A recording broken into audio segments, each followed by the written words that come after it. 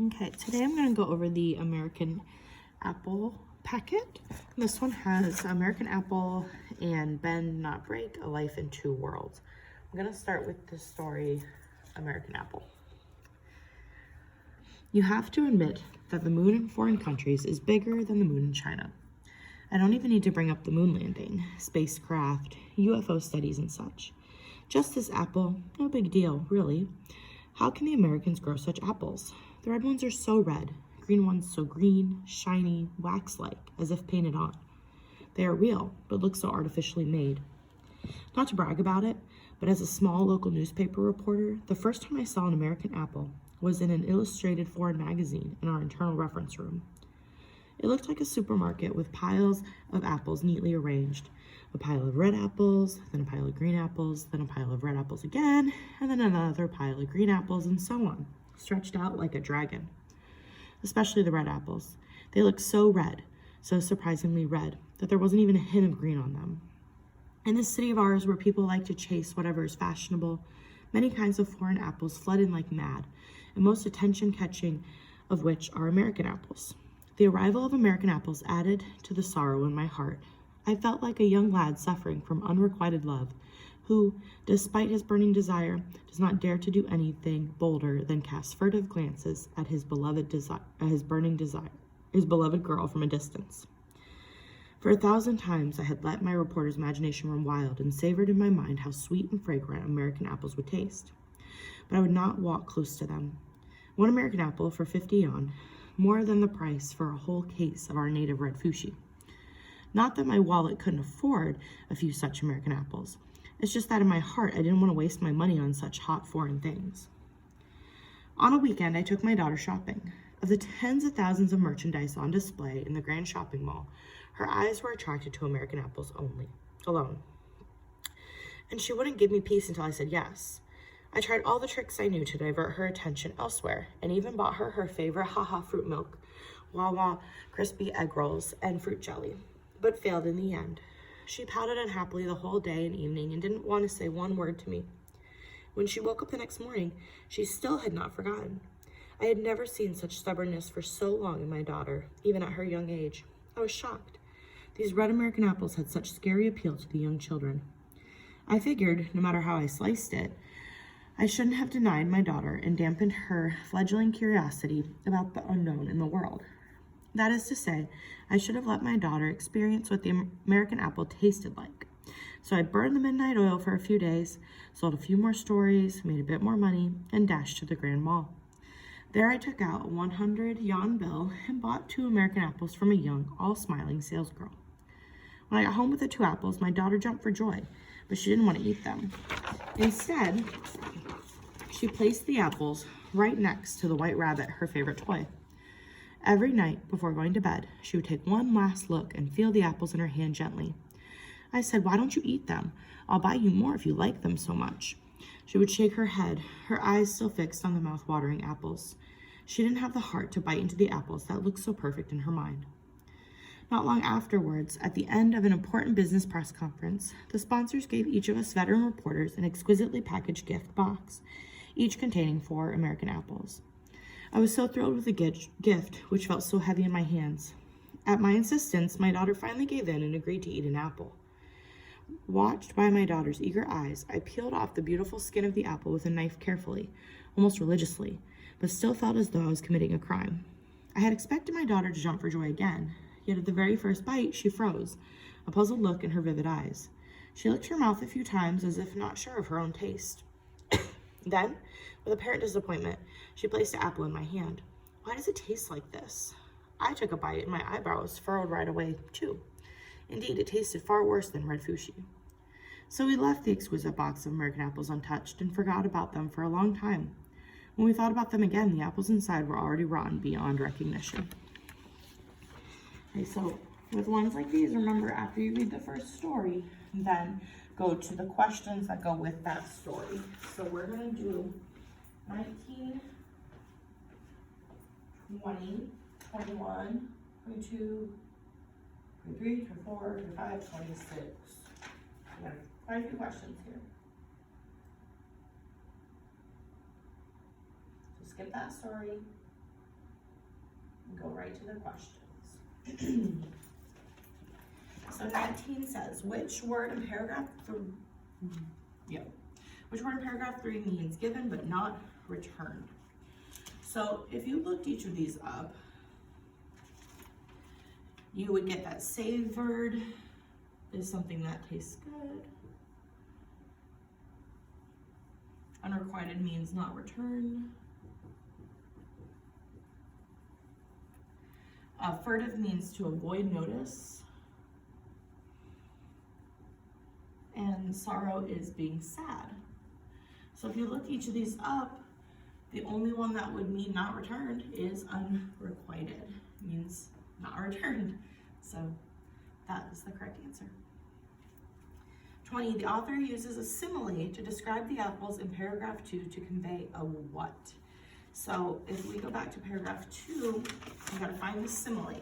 So this is why we need to know things like, what is the definition of simile? Comparison using like or as. They're not gonna ask you what is a simile, they're gonna ask you to find the simile and explain it. So in paragraph 2, he says, it looked like a supermarket with piles of apples neatly arranged. A pile of red apples, then a pile of green apples, then a pile of red apples again, and then another pile of green apples, and so on, stretched out like a dragon.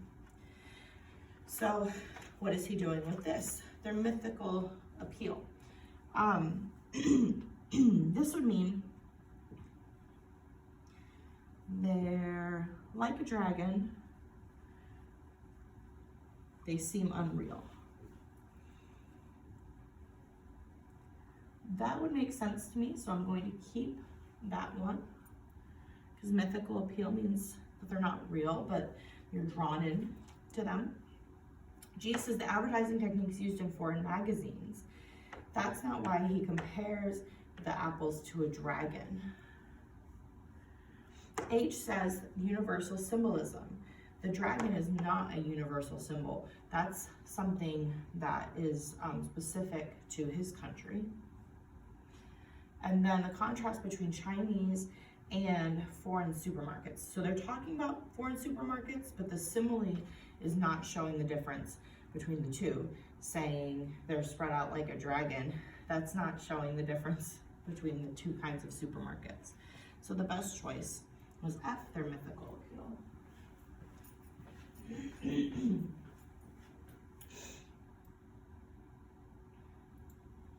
All right, let's take a look at 21. Remember, for the millionth time, that when you see a sentence in a box, to focus only on that sentence in the box. Don't focus anywhere else in the story, because what happens sometimes is we pick an answer that would go with another part of the story, not just that sentence in the box. So this says, she pouted unhappily the whole day and evening and didn't want to say one word to me. When she woke up the next morning, she still had not forgotten. This is talking about when the daughter wanted the apples. In these sentences, the author depicts his daughter as what? So we're giving her a character trait. Is she being deceptive? That means that she's tricking him. Okay, I don't think she's trying to trick him. She's being very straightforward with how she's feeling. Envious means jealous. She's not jealous of anything. Resentful means she's upset and mad at her dad. I think that fits, but I'm gonna check the last one. Reflective means she's thinking about something. Well, even if she's thinking, if she wasn't upset, she would probably still be talking to her dad. So resentful is our best choice for 21.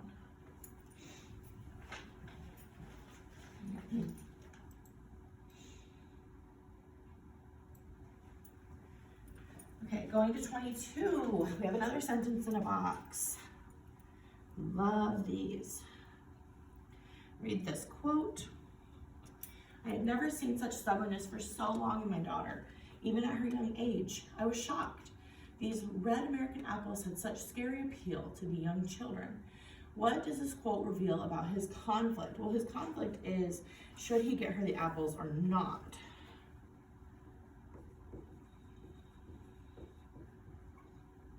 So he is displeased with his daughter for her rebellious behavior. I'm gonna go with the feelings here that they give. I don't think he's displeased because he's not upset about this. Well, upset at her for feeling this way. He is stunned by how easily children are enticed by the appearance of the apples. Stunned is a good word because he's saying he had never seen such stubbornness for so long. He was shocked. Shocked and stunned are synonyms, so I'm going to keep G. He is uncertain about whether to buy his daughter what she wants. That is his conflict. But what does the quote show about his conflict? This quote doesn't show he's uncertain, so not H. So if you pick that one, that's why. The quote doesn't show he's uncertain. This would go with it if it said what was his conflict. He is angry that the American apples are being marketed specifically to children. He's not angry. Again, he's shocked. Shocked and angry are not the same, but shocked and stunned are. So we're gonna go with G on that one.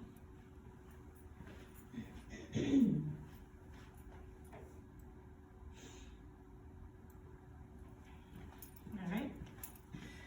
23. What do the author's actions in paragraph 5 reveal about his relationship with his daughter? So for that one, we have to go back because I don't remember paragraph 5 specifically, so I need to double check. Let's see. What happens in paragraph 5? I figured no matter how I sliced it, I shouldn't have denied my daughter and dampened her fledgling curiosity about the unknown in the world. That is to say, I should have let my daughter experience what the American apples tasted like. So I burned the midnight oil for a few days. He worked late, made extra money, sold a few more stories, made a bit more money, dashed to the Grand Mall.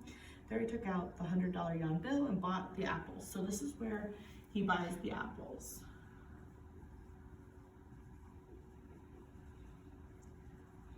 So what does this show about the relationship that he buys for the apples? Does this show he is proud of her determination, frustrated, supporting, or perplexed? So with ones like this, we could really go with the feeling they're giving and then double check that second half after we pick which ones would fit. So he buys the apples. What does this show? He's proud. Well, he's understanding, but I don't think he's proud of her for acting like that. He's frustrated. I don't think he's frustrated. He decided to buy the apples. He's supporting her. That would show that he agreed with her. So I'm gonna keep that one. He's perplexed. He's confused. I don't think he's confused, but I'm gonna double check all of C to make sure. He's supporting her open-mindedness about other cultures. Yeah, it says, sorry, I gotta flip back. He shouldn't have denied her curiosity about the unknown in the world. He should have let her experience the American apples. So he's open-minded about, or he's supporting her because she's open-minded about wanting to experience something from another culture. So C is the best. 24, paragraphs 7 and 8 are important to the development of the plot because they do what? That's the very end of the story. And this is where we find out that they didn't like the apples. This is ironic. Let me spell that right. Can't talk and write at the same time. Because we would expect them to be like, oh my gosh, these are the best apples ever. They're so expensive, but they're really not that good. So it's ironic because they don't like the apples.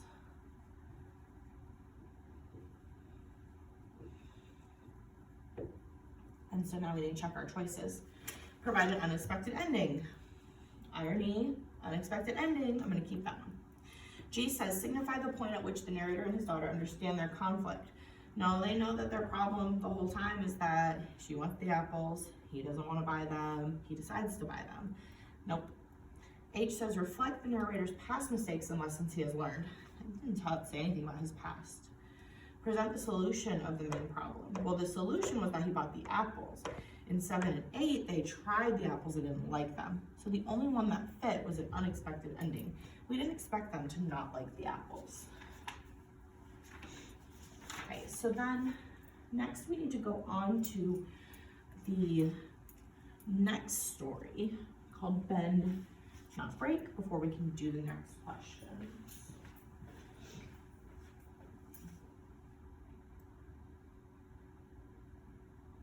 Oh.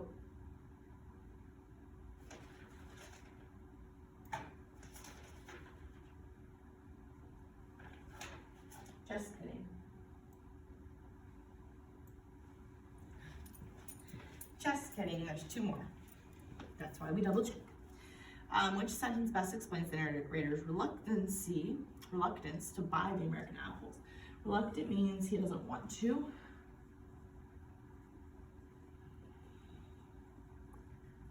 So he doesn't want to buy the American apples. Which one shows that? He says, I expected my daughter to jump for joy again, yet at the very first bite, she froze, a puzzled look on her face. This is when she has one. So this doesn't explain why he doesn't want to buy one. In the city of ours, where people like to chase whatever is fashionable, many kinds of foreign apples flood in like mad, the most attention-catching of which are the American apples. This is just him explaining where the American apples come from. So no. See, the red ones are so red, green ones so green, shiny, wax-like as if painted on. This doesn't show not wanting to buy. And D, it's just that in my heart, I didn't want to waste my money on such hot foreign things. That shows why he doesn't want to buy the apples. Okay, now the last one that goes with just this story. 26. What is the major theme, message explored in the story? Responsibility is often difficult to accept. This story has nothing to do with the responsibility. G says appearances can be deceiving. Well, we do have the irony at the end where we thought the apples would be good, but they didn't like them. So maybe. Working hard is the best way to accomplish a goal. That's not what the theme of the story is. He ended up doing that to get her the apples, but then the ones she tried, he had got as a gift, so that doesn't really fit. Family bonds are priceless. Okay, a lot of the times people are gonna pick this one, but the message isn't about connection between the father and daughter. It's about these apples that they want so bad, but then they turned out to not be good. So G is the best choice here. Okay, so what I'm gonna do is I'm gonna make a second video for Bend Not Break, and then the double questions that go with both of those. So look for that second video.